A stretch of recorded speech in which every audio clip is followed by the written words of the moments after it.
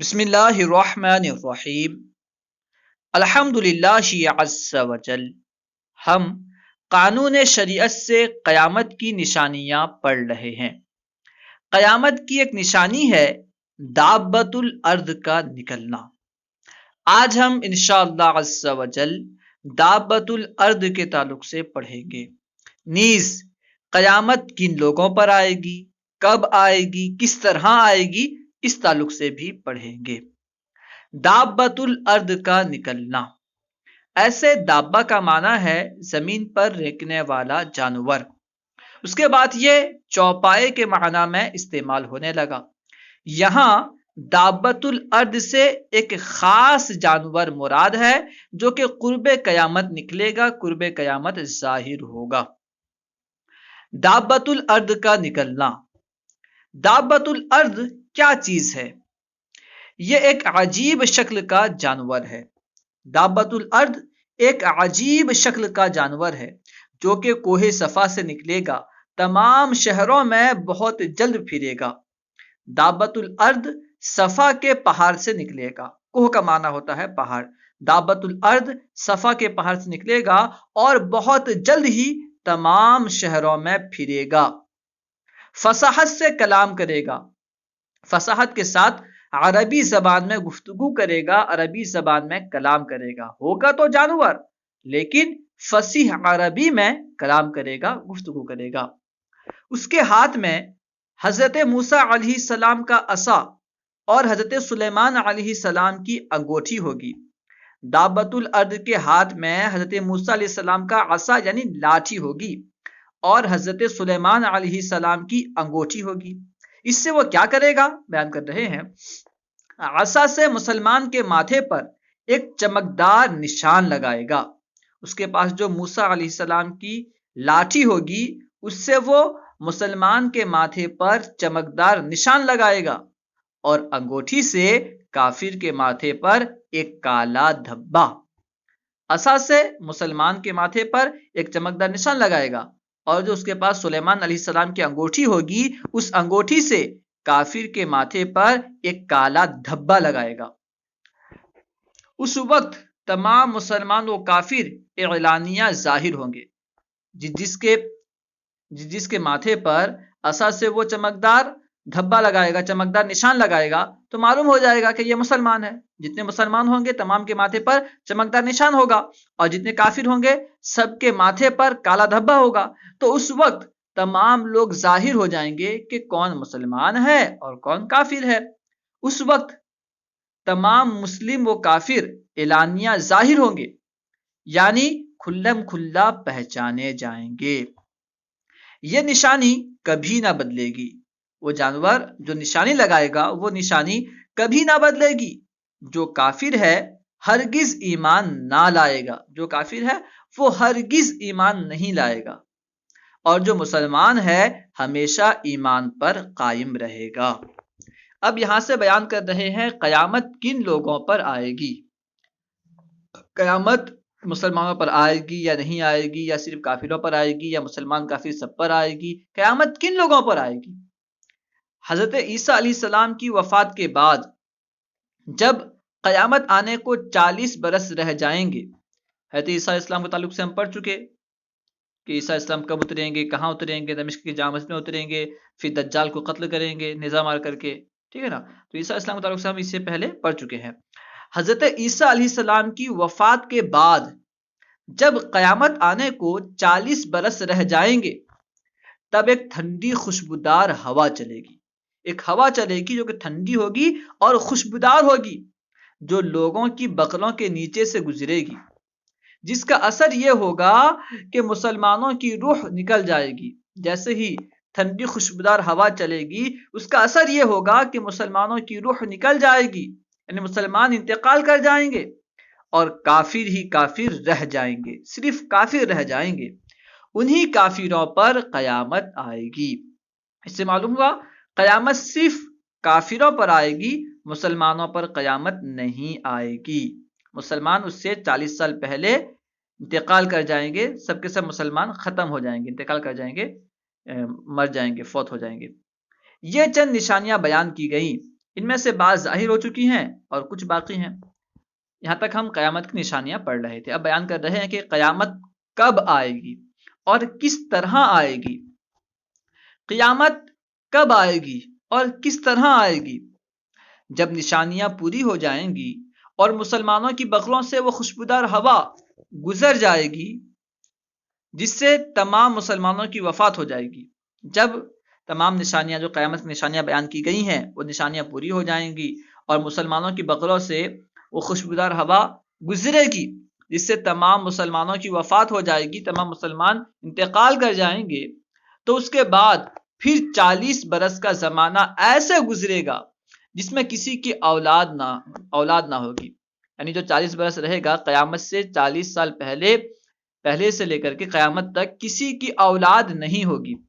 وہ بیان کر رہے ہیں کہ پھر 40 برس کا زمانہ ایسے گزرے گا جس میں کسی کے اولاد نہ ہوں گی، یعنی 40 برس سے کم عمر کا کوئی نہ ہوگا، جتنے بھی ہوں گے سب 40 برس کے اوپر کے ہوں گے، کیونکہ 40 برس سے قیامت کو جب 40 برس باقی رہے گی اس وقت سے قیامت تک کسی کی اولاد نہیں ہوگی۔ جب اولاد نہیں ہوگی، جن لوگوں پر قیامت آئے گی سب کے سب 40 برس سے زیادہ کے ہوں گے، یعنی 40 برس سے کم عمر کا کوئی نہ ہوگا، اور دنیا میں کافر ہی کافر ہوں گے۔ اللہ عز و جل کہنے والا کوئی نہ ہوگا، کوئی اپنی دیوار لیپتا ہوگا، کوئی کھانا کھاتا ہوگا، غرض سب اپنے اپنے کام میں لگے ہوں گے کہ یکایک اللہ عز و جل کے حکم سے حضرت اسرافیل علیہ السلام سور پھونکیں گے۔ پہلے اس کی آواز ہلکی ہوگی اور بعد میں دھیرے دھیرے بہت کڑی ہو جائے گی، یعنی تیز ہو جائے گی۔ لوگ کان لگا کر اس کی آواز سنیں گے اور بے ہوش ہو کر گر پڑیں گے اور مر جائیں گے۔ جب لوگ سور کی آواز سنیں گے، سور حضرت اسرافیل علیہ السلام پھونکیں گے اللہ کے حکم سے، تو پہلے سور کی آواز جو ہوگی ہلکی ہلکی ہوگی، آہستہ آئے گی، اس کے بعد آہستہ آہستہ آہستہ آہستہ سور کی آواز تیز ہو جائے گی۔ لوگ کان لگا کر کے سور کی آواز سنیں گے اور بے ہوش ہو کر گر پڑیں گے اور مر جائیں گے۔ پھر آسمان، زمین، دریا، پہاڑ، یہاں تک کہ خود سور اور اسرافیل علیہ السلام اور تمام فرشتے فنا ہو جائیں گے۔ ایک ایک کر کے تمام دنیا کی تمام چیزیں فنا ہو جائیں گی۔ اس وقت سوائے اللہ واحد حقیقی کے کوئی نہ ہوگا، اس وقت اللہ تعالیٰ کے علاوہ کوئی نہ ہوگا۔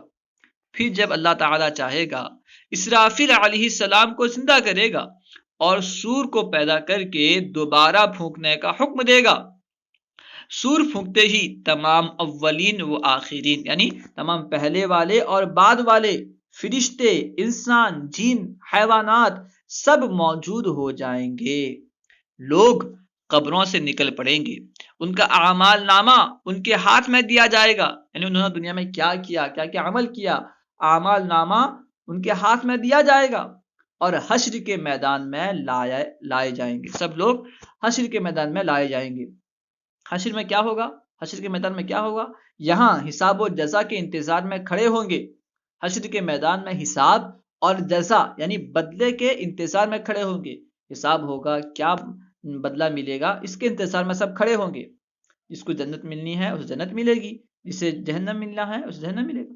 تو سب لوگ جو ہیں حشر کے میدان میں حساب اور بدلے کے انتظار میں، جزا کے انتظار میں کھڑے ہوں گے، اور اتنے جلدی حساب بھی نہیں ہوگا، حساب ہونے میں بھی بہت دیر لگے گی۔ یہاں حساب و جزا کے انتظار میں کھڑے ہوں گے۔ زمین تانبے کی ہوگی، سورج نہایت تیزی پر سر سے بہت قریب ہوگا، گرمی کی سختی سے بھیجے کھولتے ہوں گے، زبانیں سوکھ کر کانٹا ہو جائیں گی، بعضوں کی منہ سے باہر نکل آئیں گی، بعض لوگوں کی زبانیں منہ سے باہر نکل آئیں گی، اتنی پیاس ہوگی۔ پسینہ بہت آئے گا، کسی کے ٹخنے تک، کسی کے گھٹنے تک، کسی کے منہ تک، کسی کا جس کا جیسا عمل ہوگا، جس بندے کا جیسا عمل ہوگا اسے اسی کے عمل کے مطابق پسینہ آئے گا، جس کا جیسا عمل ہوگا ویسے ہی تکلیف ہوگی۔ پھر پسینہ بھی نہایت بدبودار ہوگا۔ پسینہ ایسا نہیں کہ پسینے سے خوشبو آ رہی ہوگی یا بدبو ہی نہیں ہوگی، پسینہ نہایت ہی بدبودار ہوگا۔ اسی حالت میں بہت دیر ہو جائے گی، 50,000 برس کا تو وہ ایک دن ہوگا، اور اسی حالت میں آدھا دن گزر جائے گا، یعنی گویا کہ 25,000 برس گزر جائے گا، وہ ایک دن 50,000 برس کا ہوگا، تو حساب اور جزا کے انتظار میں کافی دیر ہو جائے گی، یعنی آدھا دن گزر جائے گا، گویا کہ 25,000 سال گزر جائے گا۔ اسی حالت میں آدھا دن گزر جائے گا، لوگ سفارشی تلاش کریں گے، یعنی کوئی مل جائے جو اللہ کی بارگاہ میں سفارش کرے، لوگ سفارشی تلاش کریں گے جو اس مصیبت سے چھٹکارا دلائے اور جلد فیصلہ ہو۔ سب لوگ مشورہ کر کے حضرت آدم علیہ السلام کے پاس جائیں گے، وہ فرمائیں گے حضرت نوح علیہ السلام کے پاس جاؤ۔ جب لوگ حضرت آدم علیہ السلام کے پاس جائیں گے، حضرت آدم علیہ السلام حضرت نوح علیہ السلام کے پاس بھیجیں گے، حضرت ابراہیم علیہ السلام کے پاس بھیجیں گے، حضرت نوح علیہ السلام حضرت ابراہیم علیہ السلام کے پاس بھیجیں گے لوگوں کو کہ ان کے پاس جاؤ، وہ آپ کی مدد کر سکتے ہیں، وہ سفارش کر سکتے ہیں۔ حضرت ابراہیم علیہ السلام حضرت موسیٰ علیہ السلام کے پاس جانے کو کہیں گے۔ جب لوگ حضرت ابراہیم علیہ السلام کے پاس جائیں گے تو حضرت ابراہیم علیہ السلام حضرت موسیٰ علیہ السلام کے پاس بھیجیں گے، حضرت موسیٰ علیہ السلام حضرت عیسیٰ علیہ السلام کے پاس بھیجیں گے، حضرت عیسیٰ علیہ السلام ہمارے آقا و مولا رحمت عالم سردار انبیاء محمد مصطفیٰ علیہ تحیت والثناء کے پاس بھیجیں گے، حضرت عیسیٰ علیہ السلام ہمارے نبی صلی اللہ تعالی علیہ وسلم کے پاس بھیجیں گے۔ جب لوگ ہمارے حضور صلی اللہ تعالی علیہ وآلہ وسلم سے فریاد کریں گے اور شفاعت کی درخواست لائیں گے تو حضور فرمائیں گے میں اس کے لیے تیار ہوں، یہ فرما کر بارگاہ الہی میں سجدہ کریں گے۔ اللہ تعالیٰ فرمائے گا اے محمد علیہ السلام سر اٹھاؤ، کہو سنا جائے گا، مانگو پاؤ گے، شفاعت کرو قبول کی جائے گی۔ اب حساب شروع ہوگا، میزان عمل میں اعمال تولے جائیں گے، یعنی عمل تولنے والے، عمل کے وزن کرنے والا جو میزان ہے، جو ترازو ہے، اس میں عمل تولا جائے گا، میزان عمل میں اعمال تولے جائیں گے۔ اپنے ہی ہاتھ پاؤں بدن کے اعضاء اپنے خلاف گواہی دیں گے، اپنے بدن کے اعضاء خود انسان کے خلاف گواہی دیں گے کہ اس نے ایسا کیا تھا، اس نے ایسا کیا تھا، یہ ایسا کہہ رہا ہے، حالانکہ اس نے ایسا کیا تھا، اس نے فلاں گناہ کیا تھا میرے ذریعے، اس نے فلاں گناہ کیا تھا میرے ذریعے۔ اپنے ہی ہاتھ پاؤں بدن کے اعضاء اپنے خلاف گواہی دیں گے۔ زمین کے جس حصے پر کوئی عمل کیا تھا وہ بھی گواہی دینے کے لیے تیار ہوگا۔ زمین کے جس حصے پر آپ نے کوئی گناہ کیا تھا تو وہ اس کی گواہی دینے کے لیے تیار ہوگا۔ آپ نے نیکی کی تھی تو وہ زمین کا وہ حصہ اس کی بھی گواہی دینے کے لیے تیار ہوگا۔ وہ بیان کر رہے ہیں کہ زمین کے جس حصے پر کوئی عمل کیا تھا وہ بھی گواہی دینے کے لیے تیار ہوگا، نہ کوئی یار ہوگا، نہ مددگار، نہ باپ بیٹے کے کام آئے گا، نہ بیٹا باپ کے۔ اعمال پوچھے جا رہے ہیں، زندگی بھر کا سب کیا ہوا سامنے ہے، نہ گناہ سے انکار کر سکتا ہے، نہ کہیں سے نیکیاں مل سکتی ہے۔ اس بے کسی کے وقت میں دستگیر بے کساں، یعنی بے کسوں کی مدد کرنے والے حضور پر نور محبوب خدا محمد مصطفیٰ صلی اللہ تعالی علیہ وسلم کام آئیں گے اور اپنے ماننے والوں کی شفاعت فرمائیں گے انشاءاللہ عز و جل۔